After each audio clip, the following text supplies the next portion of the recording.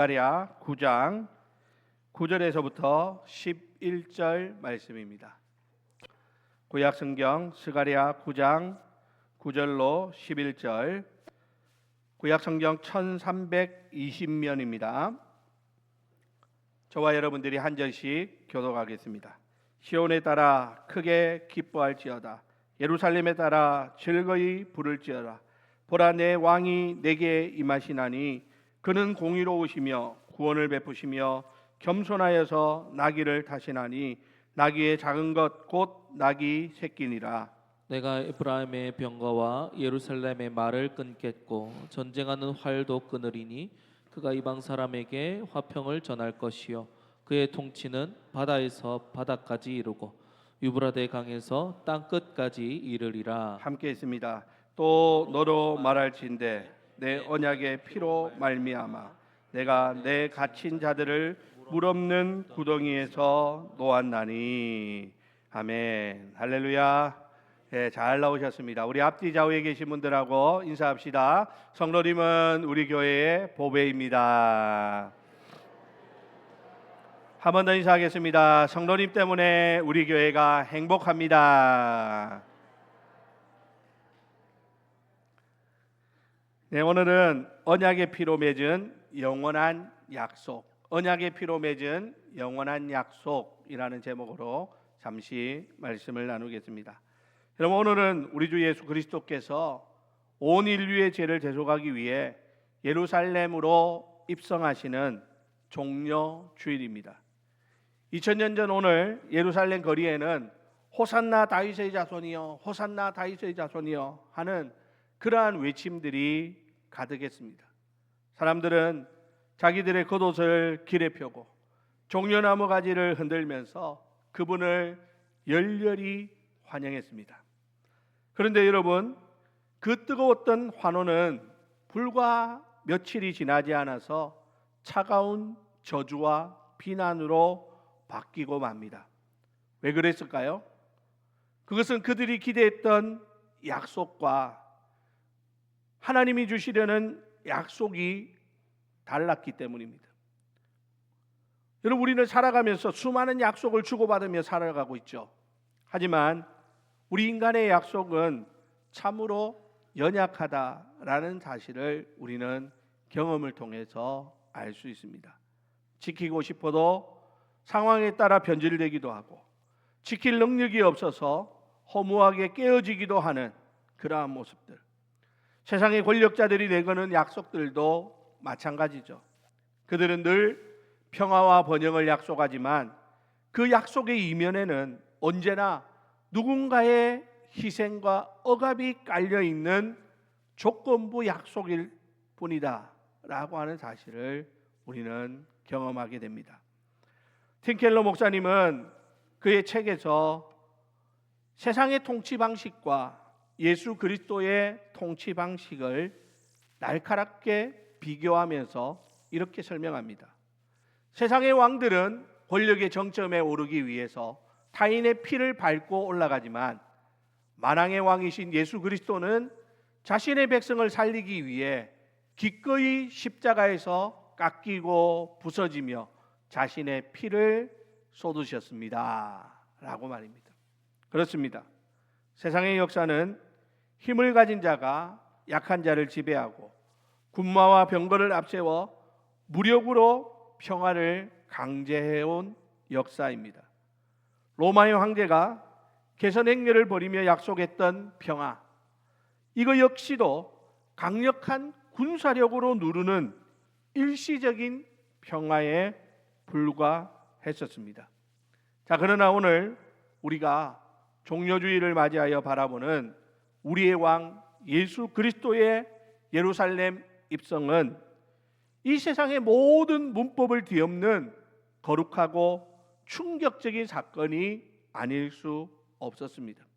예수님은 우리에게 피를 요구하는 군주가 아니라 오히려 자신의 피를 쏟아 우리를 향한 하나님의 영원한 약속을 확증하기 위해 오셨기 때문입니다. 그래서 오늘 스가랴 선지자는 본문을 통해서 이렇게 선포하고 있죠. 시온에 따라 크게 기뻐할지어다. 예루살렘에 따라 즐거이 부를지어다. 이러면서 하나님이 하신 그 놀라운 일을 노래할 것을 요청하고 있는 것입니다. 아무쪼록 오늘 이 말씀을 통해서 우리를 찾아오신 겸손의 왕을 만나는 시간이 되시기를 바라고, 그분이 당신의 피로 인치신 변치 않는 영원한 약속이 우리의 삶을 어떻게 붙들고 있는지 깨닫는 은혜의 시간이 되시기를 주님의 이름으로 간절히 부탁을 드립니다. 자, 그러면 먼저 우리가 기억해야 할 것은 성경 전체를 관통하는 하나님의 역사는 언제나 하나님이 우리를 먼저 찾아오시는 사랑의 역사라고 하는 사실입니다. 우리가 먼저 하나님을 찾아가는 것이 없습니다. 항상 하나님이 먼저 우리를 찾아오십니다. 자, 9절 말씀인데요, 다 같이 읽겠습니다. 시작. 시온에 따라 크게 기뻐할지어다. 예루살렘에 따라 즐거이 부를지어다. 보라, 내 왕이 내게 임하시나니 그는 공의로우시며 구원을 베푸시며 겸손하여서 나귀를 타시나니 나귀의 작은 것 곧 나귀 새끼니라. 아멘. 여러분, 지금 스가랴 선지자는 예수님이 오시기 약 500년 전 포로에서 돌아와 낙심해 있던 백성들에게 장차 오실 참된 왕의 모습을 예언하고 있습니다.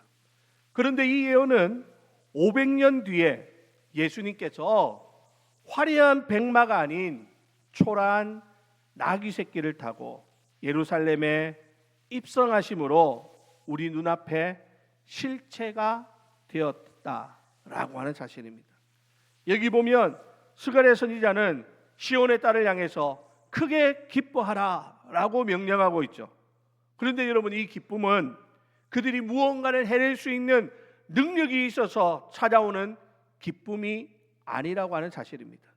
그들의 기쁨의 유일한 근거는 무엇입니까?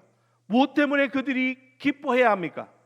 오늘 본문에 보니까 내 왕이 내게 임하시나니, 즉 왕이 친히 우리를 찾아오셨다라고 하는 이 사실 때문에 우리가 기뻐하고 즐거워해야 된다라고 스가랴 선지자는 말씀하고 있는 것입니다.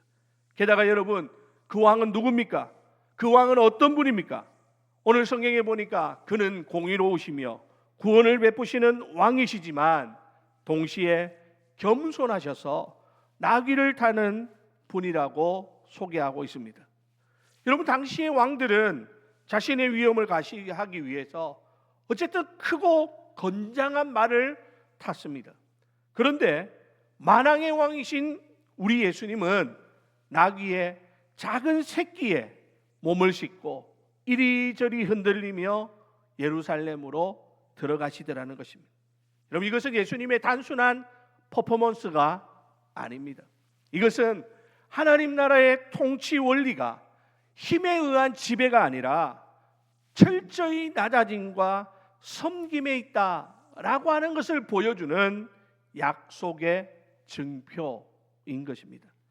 여기서 우리는 우리 그리스도인의 삶의 태도를 점검해 볼 수 있어야겠습니다. 오늘 우리는 지금 무엇을 의지하며 기쁨을 찾고 있습니까? 우리의 기쁨의 원인은 무엇입니까? 세상이 약속하는 성공의 백마를 타기 위해서 혹시라도 이웃을 짓밟고 있는 것은 아닙니까? 여러분, 참된 기쁨은 내가 높아질 때 얻는 것이 아니라 겸손의 왕이신 예수님처럼 그 예수님을 내 마음에 모셔드릴 때 우리 안에서 참된 기쁨이 시작되는 줄로 믿으시기를 바랍니다.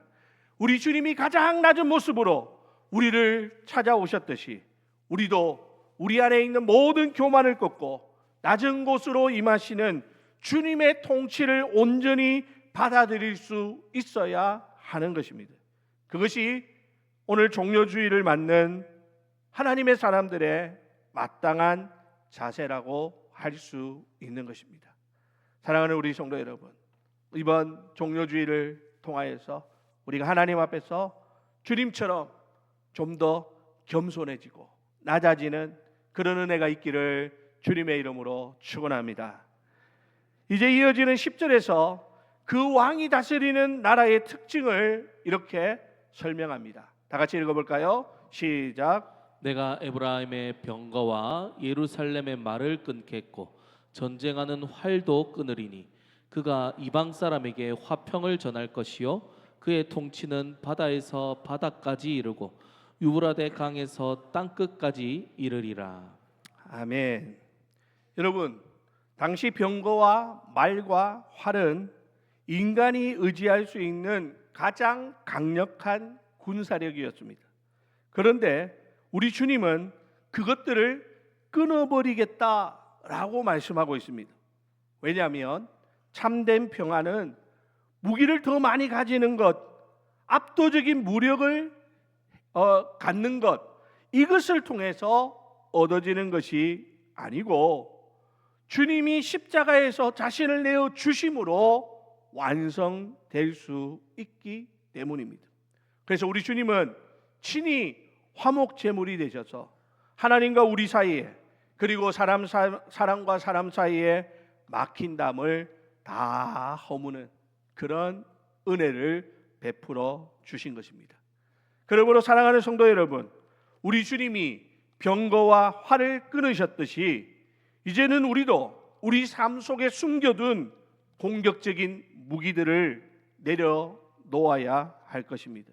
혹시 우리는 가정에서, 교회에서, 직장에서 상대방에게 상처 주는 말이라고 하는 화살을 쏘아대고 있지는 않습니까? 교회 안에서 내 의견을 관철시키기 위해서 병거와 같은 고집을 피우고 있지는 않습니까? 여러분, 이것을 꺾어버려야 된다라고 오늘 본문은 우리에게 말씀하는 것입니다. 여러분, 우리가 잘 아는 성 프란치스코의 평화의 기도라는 기도문을 아마 들어보신 적이 있을 것입니다. 여기에 보면 성 프란치스코는 이렇게 기도하고 있습니다. 주여, 나를 평화의 도구로 써주소서.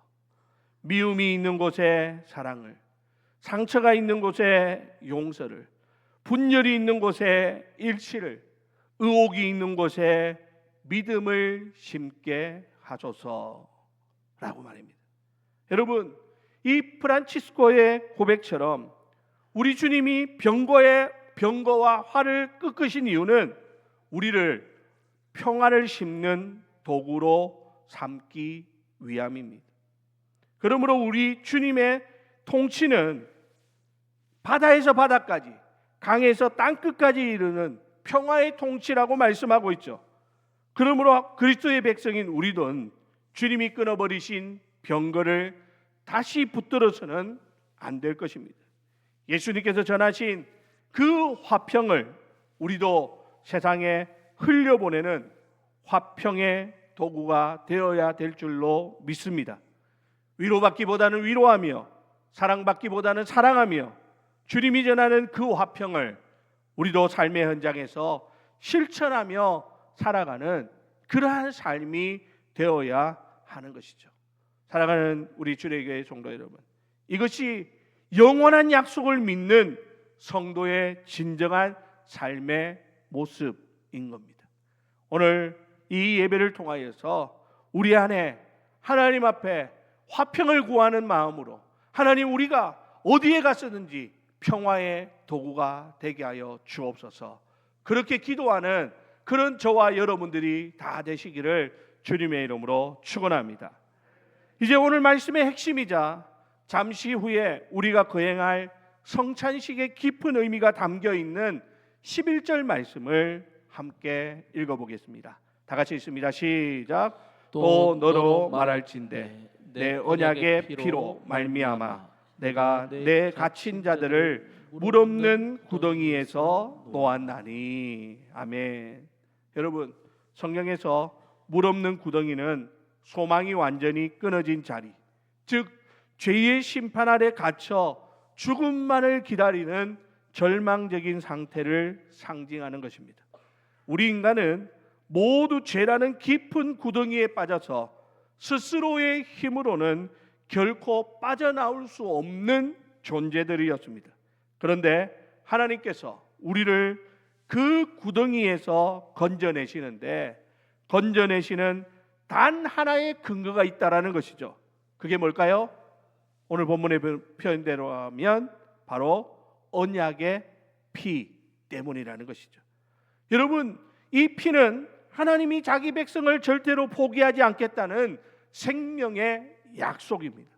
구약의 유월절 어린 양의 피와 시내산에서 세운 언약의 피는 마침내 예수 그리스도께서 십자가에서 흘리신 새 언약의 피로 완성되었습니다. 하나님은 오직 이 예수의 피를 보시고 우리를 죄의 구덩이에서 끌어올려 영원한 생명의 나라로 옮겨 주셨습니다. 사랑하는 우리 성도 여러분, 그러므로 오늘 우리는 과연 무엇을 믿고 의지하며 이 절망적인 시대를 견디고 있는지 우리 스스로를 돌아볼 수 있기를 바랍니다. 혹시 내가 가지고 있는 힘과 경험과 지식과 이런 것들을 의지합니까? 아니면 변치 않는 주님의 보혈을 의지하고 있습니까? 물 없는 구덩이와 같은 고난 속에 있을지라도 우리를 끝까지 붙드시는 것은 오직 언약의 피, 즉 예수 그리스도의 보혈로 맺어진 하나님의 영원한 약속이라고 하는 사실을 굳게 믿으시는 저와 여러분들이 다 되시기를 바랍니다. 그래서 잠시 후에 우리가 마실 성찬의 잔이 바로 이 약속의 증표인 것입니다. 예수님께서는 이것은 많은 사람을 위하여 흘리는 나의 피, 곧 언약의 피라고 말씀하셨습니다. 우리가 성찬의 떡과 잔을 받는 것은 이제 나의 힘과 능력이 아니라 오직 예수 그리스도의 보혈만을 의지하며 살겠노라고 하는 신앙의 고백이자 결단이어야 하는 것입니다. 사랑하는 우리 성도 여러분, 오늘 성찬의 떡과 잔을 마시면서 하나님, 내가 이 예수 그리스도의 보혈만을 의지하겠습니다. 믿음으로 고백하고 결단하는 그러한 저와 여러분들이 다 되시기를 주님의 이름으로 축원합니다. 이제 말씀을 마칩니다. 어느 날 희귀한 혈액 질환에 걸려서 생명이 위독한 한 어린 소녀가 있었습니다.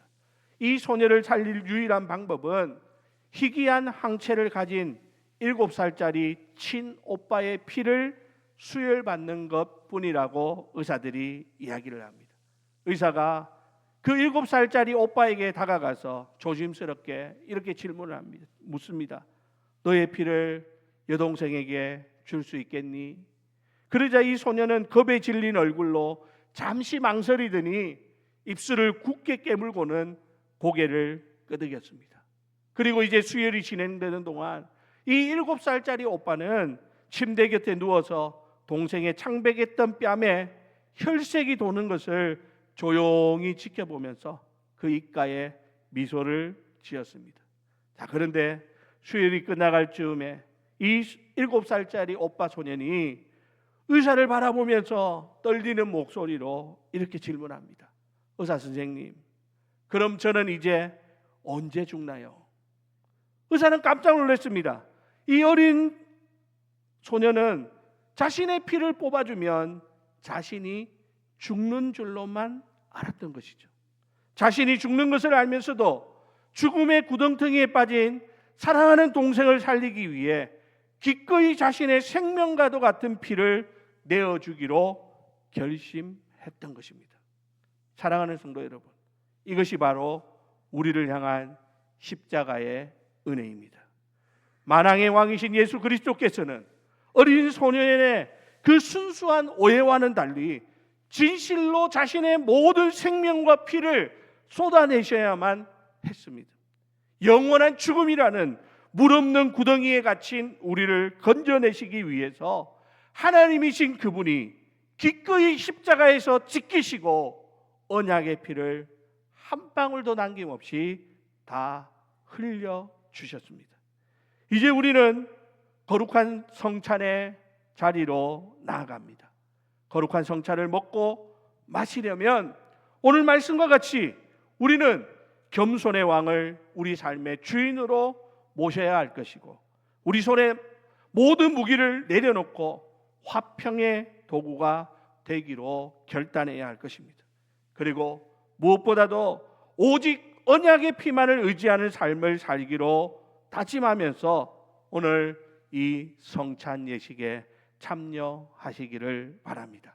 오늘 이 떡과 잔을 먹고 마실 때 우리를 올가매던 모든 죄의 사슬이 끊어지고 하나님의 영원한 약속이 우리 영혼에 깊이 새겨지는 은혜가 있기를 주님의 이름으로 부탁을 드립니다. 우리가 죄의 그 구덩이에서 건짐받은 그 놀라운 은혜에 감사하면서 이제 평화의 왕이신 주님과 함께 세상 속에서 평화의 도구로 나아가 세상을 변화시키는 참된 그리스도인들 다 되시기를 예수님의 이름으로 간절히 축원드립니다. 우리 이 시간 다 같이 찬송하면서 성찬식으로 나아가도록 하겠습니다. 찬송가 150장입니다.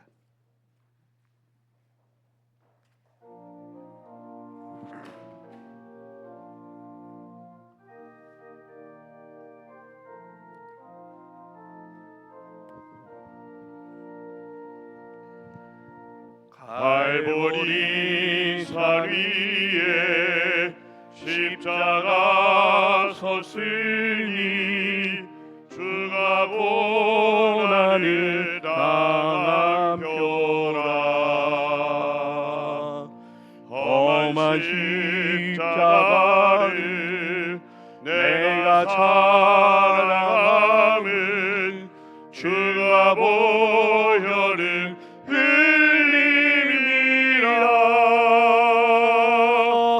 죄의 승리를 얻기까지 주의 십자가 사랑하리. 빛나며 율관 받기까지 험한 십자가 붙들겠네. 4절입니다. 주를 위하여 난 집에 나를 부르시 그날에는 영광 중에 계신 우리 주와 함께 내가 죽도록 충성하리. 죄의 승리를 얻기까지 주의 십자가 사랑하리. 빛나며 율관 받기까지 험한 십자가 붙들겠네.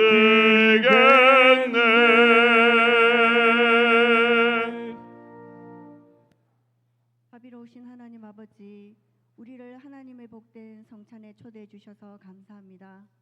우리가 주님의 성찬에서 떡과 잔을 나눌 때 우리가 주님을 보게 하여 주옵소서. 죄인을 긍휼히 여기시는 하나님 아버지, 우리는 사랑과 희생도 너무 없었고 믿음과 충성도 부족했습니다. 주님을 사랑하고 그의 교회를 받들지도 못했습니다. 이기적인 감정으로 사람들에게 상처를 주고 비판하며 다른 사람을 이해하고 용서하기가 어려웠습니다. 이러한 우리의 허물을 고백하오니 이 시간 용서하여 주옵소서. 아멘. 하나님 아버지, 오늘 예수님의 피와 살을 기념하는 성찬을 대할 때 하나님께서 예배하신 구원의 은혜를 깨닫게 하시고 넘치는 은혜를 부어 주옵소서. 아멘. 예수님의 본을 따라 우리도 이웃을 섬기는 자가 되게 하시고 나누고 베푸는 자가 되게 하옵소서. 아멘. 겸손하게 하옵소서. 아멘. 날마다 주의 사랑과 십자가의 은혜를 전하는 자가 되게 하옵소서. 아멘. 내 안에 사시는 예수님을 위해 살고 믿음으로 승리하게 하옵소서. 아멘. 우리 주 예수 그리스도의 이름으로 기도하옵나이다. 아멘.